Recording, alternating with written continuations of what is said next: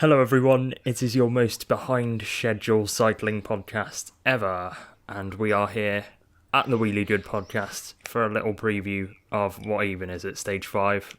I've kind of lost track of time already. Yeah, Stage 5 of the Tour de France, and most importantly a review of Stage 4, because it was the first mountain day and we did see some action. Yes. I'm joined with Lukas. How are you today? I am horrible, thanks for asking. Let's get into this podcast. So here we go then. We had a big battle for the breakaway. Interestingly enough, you mentioned that you played the stage on the Tour de France game. Yes. I played the stage on the Tour de France game afterwards, and the intermediate sprint was in the wrong place. So if Cyanide want to pick that up, the intermediate sprint was before the first climb, which was why there was quite a lot of breakaway action at the start of the day. So immediate call out for Cyanide. I mean, we're not even a minute into the podcast, so get to it. Work. Anyway, the intermediate sprint was won by your honorary Dane, Mads Pedersen.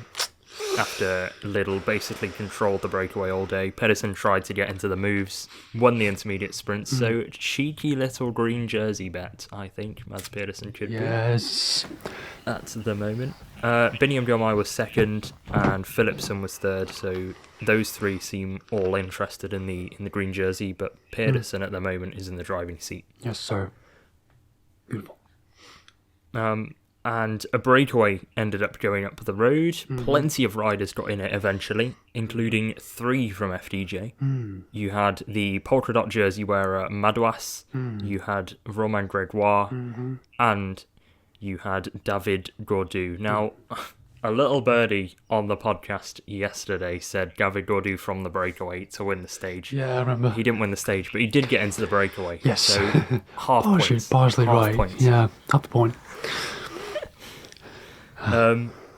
And that breakaway, I thought was going to go all the way because it had plenty of names in it. Oh, yeah. Not necessarily incredible climbers, but like lots of riders that could work together well. Yeah. But unfortunately, because David Gaudu was in the breakaway, and he was by far the best climber in the group, it didn't work well together. And fair play to Pollitt at UAE because he kept the gap below 3 minutes all day on his own.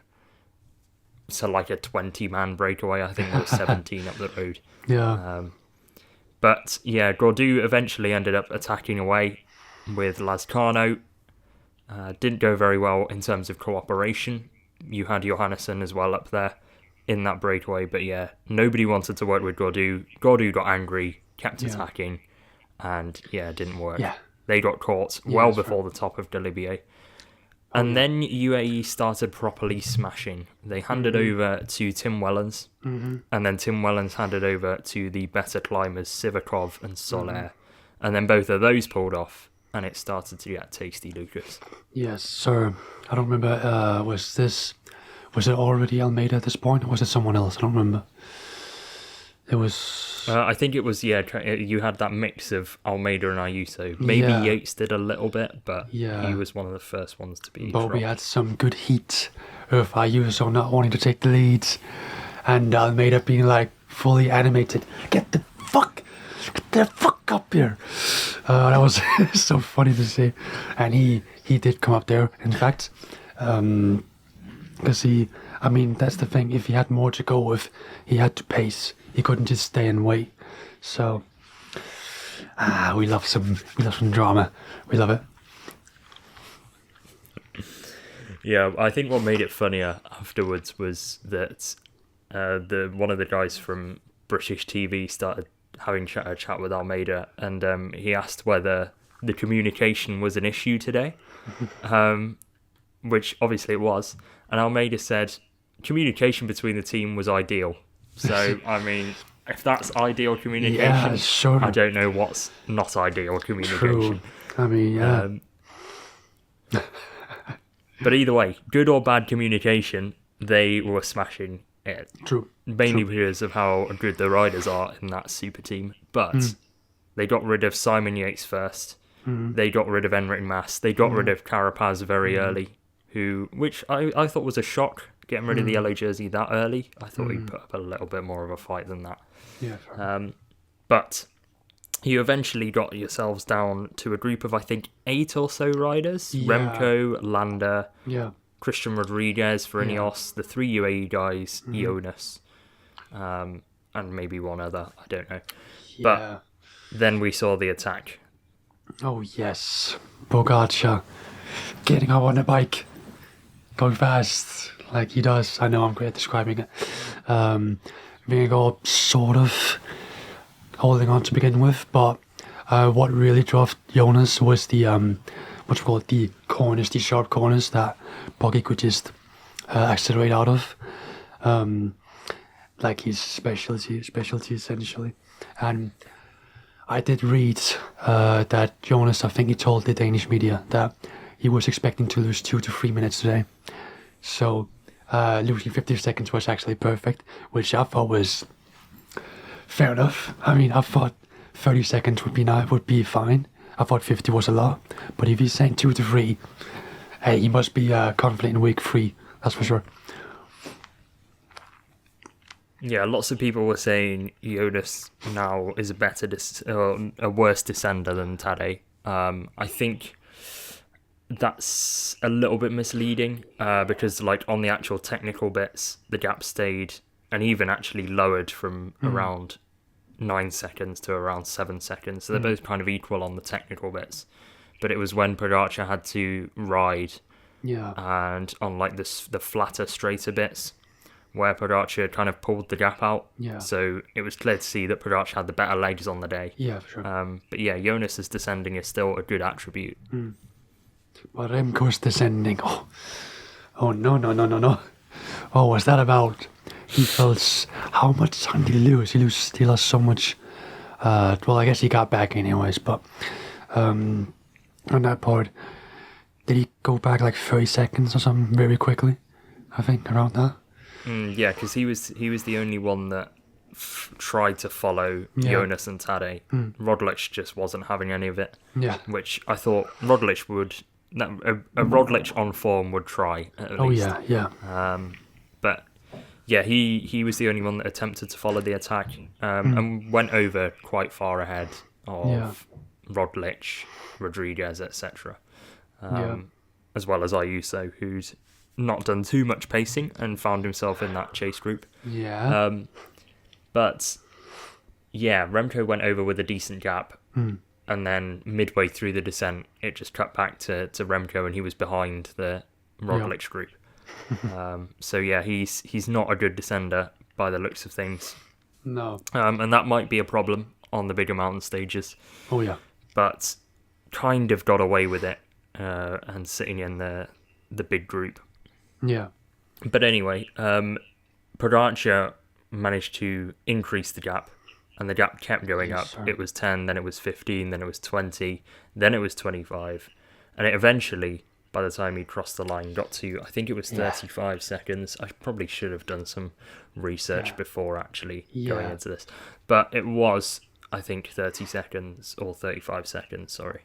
And that plunges him into the yellow jersey with already a decent margin on everybody else.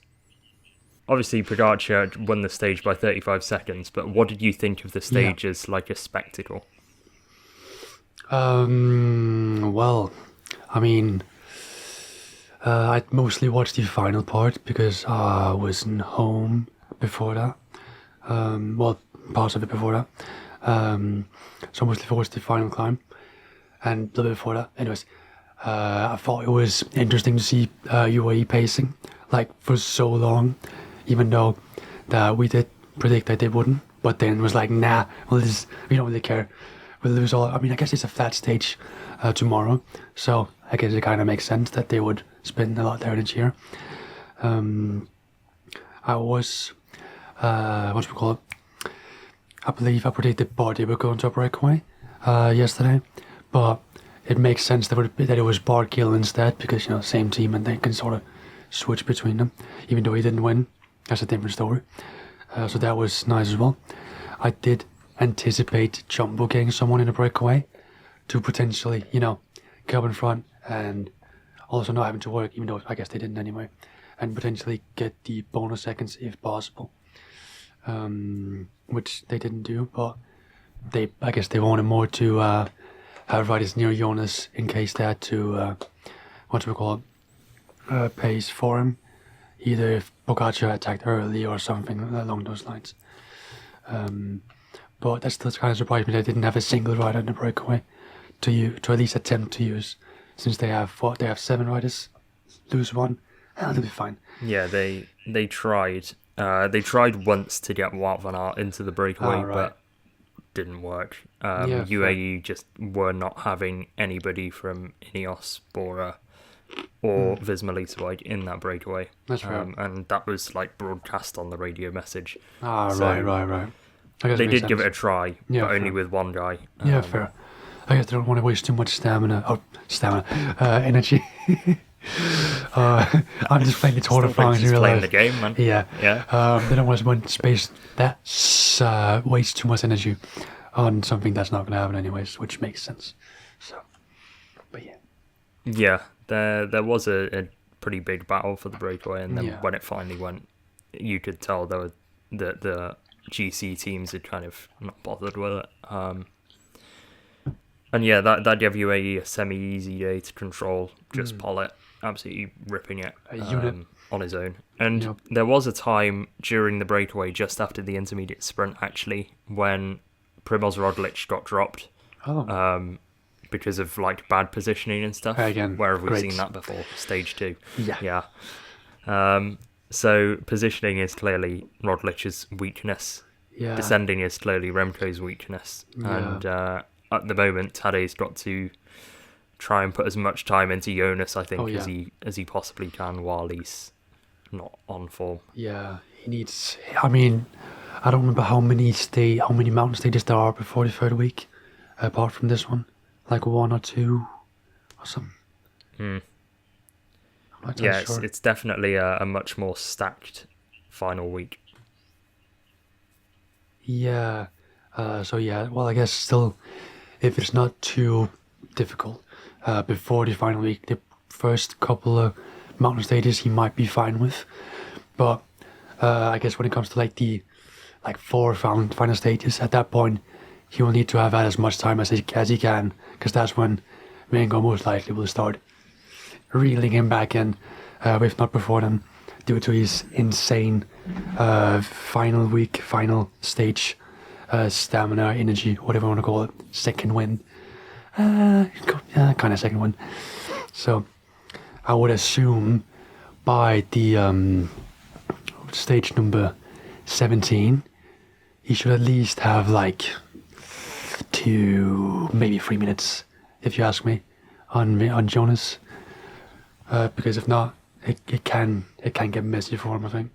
Yeah, there's 2 mountain stages I've just checked now before the final week of the race, so that's going to be the time for Pogacar to try and get it. But those 2 stages are the final 2 stages of week 2, so the time trial, I guess, might be interesting as well.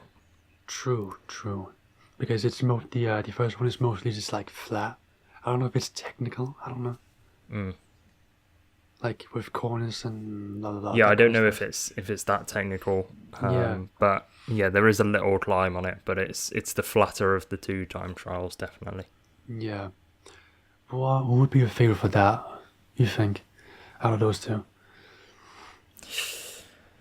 I think in this form, if it stays as it is, Tadej, not by much though.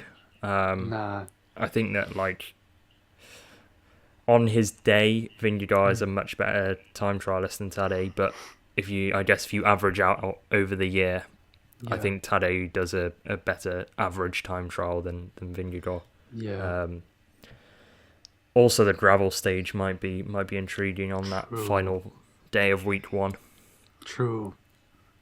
Especially because Jonas is kind of untested on that. Yeah. That sort of stuff. Yeah. Do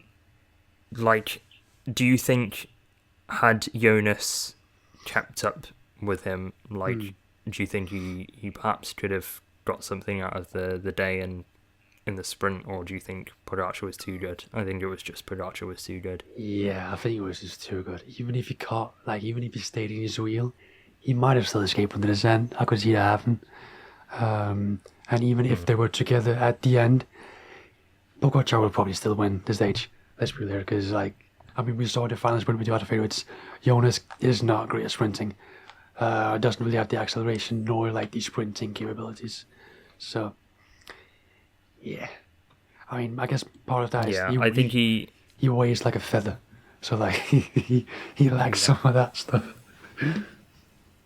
Yeah, because he got onto his wheel for the initial acceleration, but it was round the corners and then the like re-accelerations off of the back of that were the main problem, I think, for him. So it was promising signs at the least for Jonas, and I think he'll look at that and be happy that he only lost less than 10 seconds over the climb itself, and actually all the time was made up on the descent. Yeah. But I think Jonas will grow into this race more than Tadej will, and by no means is the tour over. But I think the biggest issue for me wasn't necessarily the performance of Tadej, it was more how dominant UAE were on a stage which kind of had a lot of headwind as well. So there was a lot of protection in the wheels, but they still managed to get the group down to a tiny number. Yeah, and I feel like if they get to like a similar situation on like a longer and steeper climb, where Jonas has no like domestics, Pogacar has maybe 2, maybe even 3. And if Ayuso is going to be near the top, like close to Vingegaard in terms of the GC, they could do a similar thing as Jonas and Roglic did once, where Ayuso just attacks and the others just sit and wait. Although, well, I guess it depends if Pogacar's like, nah, I'll do this myself, because he sort of seems like that kind of guy who likes that kind of stuff. But that could happen potentially. Yeah, I just think I don't see Visma's team beating UAE's team on any of these stages unless UAE have a real communication explosion, which they nearly did, but even with that difficulty, they were still smashing everybody to pieces. Very true. And I think Pogacar got it tactically right. You know, he went on the steepest bit of the climb, and probably in hindsight, maybe he could have gone a little bit earlier and gained more time, but of course you don't know how Jonas is feeling, so it made sense to kind of team sky train it and just ride it into the final K, and then he goes. But if I'm Pogacar, I'm happy. If I'm Vingegaard, I'm happy. I don't see anybody really that's disappointed, bar maybe Carapaz, who loses the jersey. Carapaz. Those 3. Yeah, I think Carapaz was the biggest kind of loser for me today. Definitely. I really thought that he was going to at least give it a try, but he was just immediately distanced. Yeah. Sadly. Well, not really sadly. Anyway, I think we've spoken the stage into... we've broken the stage down probably a lot more than we usually do on this pod. Not necessarily known for the tactics and dissections of Lanterne Rouge and Benji, to say the least. But we don't want to steal their shine, of course. Today, I think. Don't want to steal their shine. But tomorrow's stage, or today's stage when we're recording this, it is 2 days before the time trial, so there is time for the GC guys to rest up, and they've got 2 sprint stages to deal with, but the one we're going to be focusing on is stage 5. Yes. 2 intermediate climbs on the route, 1 intermediate sprint. Both of them are category 4s, so it shouldn't be that much of an issue, but I could see the likes of Little Trek maybe forcing a pace on those climbs to try and drop people like Cavendish. Yeah, the big threat. The major threat. A major threat. Probably good to drop him as soon as possible so he doesn't throw up on any of your riders and give them whatever virus he's got. Very true. It's probably just heat stroke, but I'm going to pretend it's a virus. Yeah. A virus. Did I have bingo? I didn't have mass pills in this stage. But I still think he'll win at least one stage this tour. Which one? Could be today. Who knows? Could be stage 5. I'll pray But I mean, I'll keep saying Mads Pedersen win the flat stage until he does. Then I'll switch to someone else. So every flat stage, Pedersen. Will it get to a point maybe where you think that you're cursing him, and then you change your prediction, or will that not happen? If I do believe it, I won't say it. I'll just change my prediction, and then afterwards, when he then does win the stage, I'll be like, "Ha, gotcha." Yeah, or you could do a like 2 scenario thing of like scenario 1. I think Mads Pedersen is going to win the stage. He's going to absolutely smash everybody. Scenario 2. I don't think Mads Pedersen has this kind of stage in the bag. I'm looking at somebody like Philipsen or maybe Groenewegen for today. Yeah. And then just edit the one in that you think is going to work. Yeah. Yes, good shout.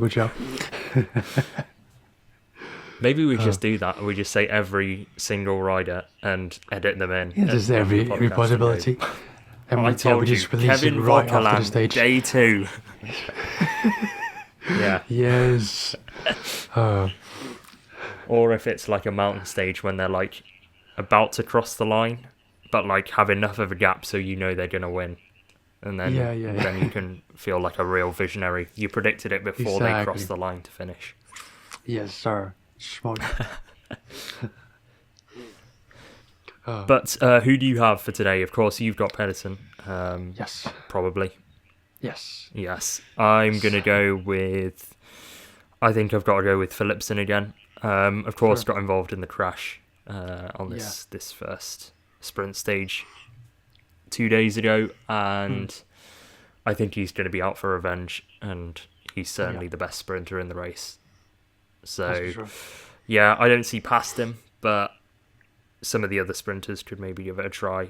But I just don't see anybody capable of beating Philipsen. Maybe Delhi on his day, but I think just the Van Der Poel lead out and Jonas Vingegaard, and the fact that they've just got a whole team based around Philipsen is going to prove worthwhile.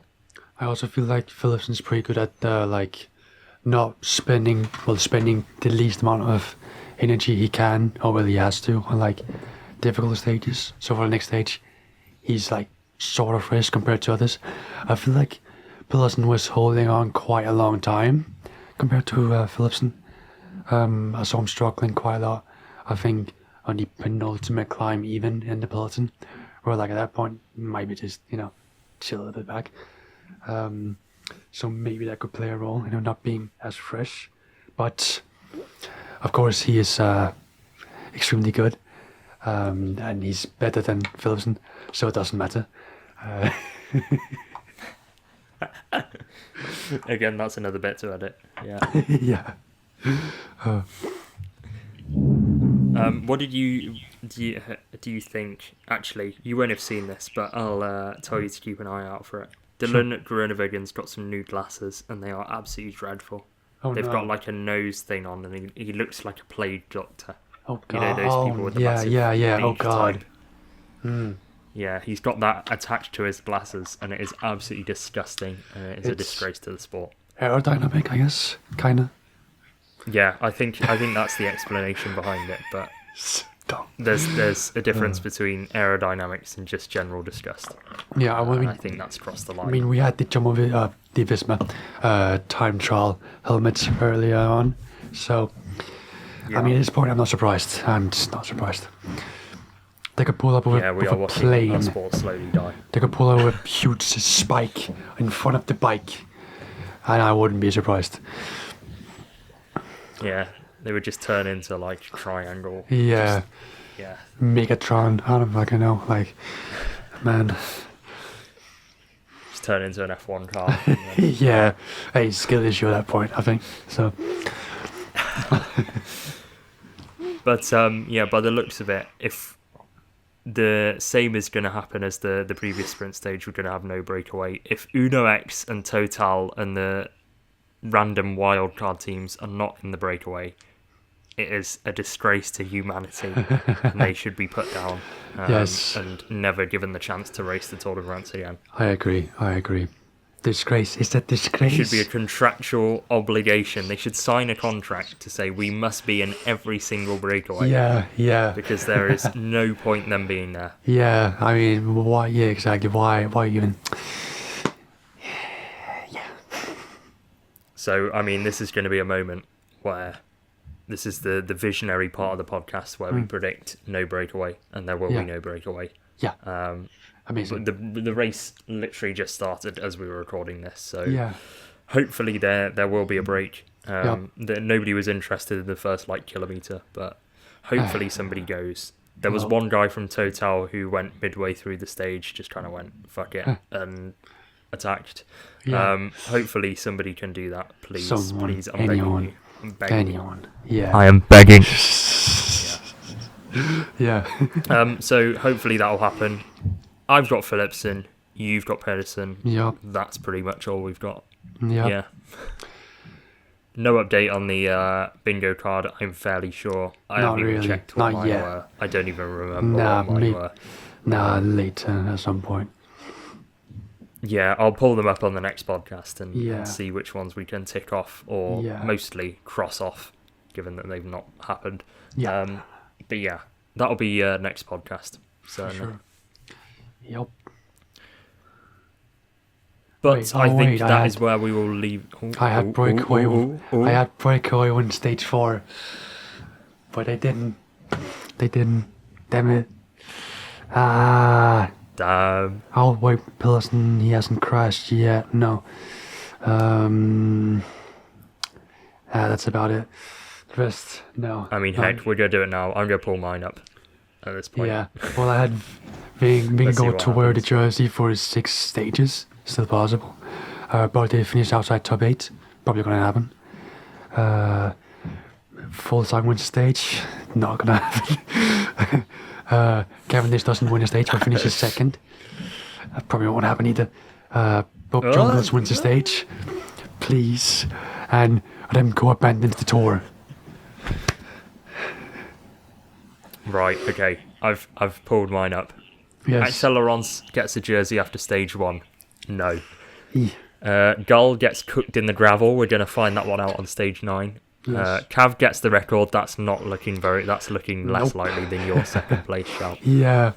Latvian winner. I mean, we're going to have to rely on the breakaway. The breakaways have been going, so I'm not confident in that one, but I'm at least, I have 1% hope. Yeah. The breakaway just about wins on a sprint stage. Now, if there is no breakaway, then that is not going to happen on any of the days. Controversy at UAE. Can we allow that? I will give that for sure. Yeah, definitely. I think we'll give half a point for now. Yeah, and then we'll see how it plays out across the. But I'm guaranteed half a point with that. Yeah, for sure. Stefan Kuhn and Sean Quinn to win. So neither of those have happened. But I've got half a point and I've lost 1 point. So we're half a point down at the moment. On mine. Am I wrong that you mentioned something about?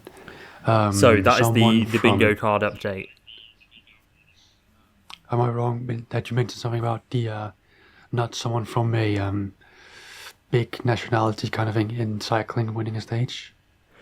Yeah, that was my Latvia shout. I think we'll call it new nationality wins a stage, but I went Latvia because I'm not sure whether where's Gourmet from? Where's Gourmet from? Gourmet's Eritrea. That could be a new. I think that's a new nationality that wins. That's what I was thinking. I'm gonna give myself. Yeah, I think I'll give myself another half point for that. And then I'll give myself the other half if a Latvian wins. Yes. I'm scrounging the half points at the moment. It's fair, we'll take it. We're gonna invest in half points and we're gonna make it all the way to the top. Yep. Anything is half a point if you try hard enough, kids. That's the quote of the day. Indeed. And what a quote to leave the podcast on. I mean, have a great day watching No Breakaway. Please, Donald Trump, ensure that there's a breakaway on stage 5. We miss everybody. All of the breakaway candidates back in the day. Johan Alfredo, give me Johan Alfredo back. I'm going to stop this podcast before I start crying and bawling my eyes out. Have a great day. Enjoy yourselves. Leave a review, yada, yada, yada. Bye.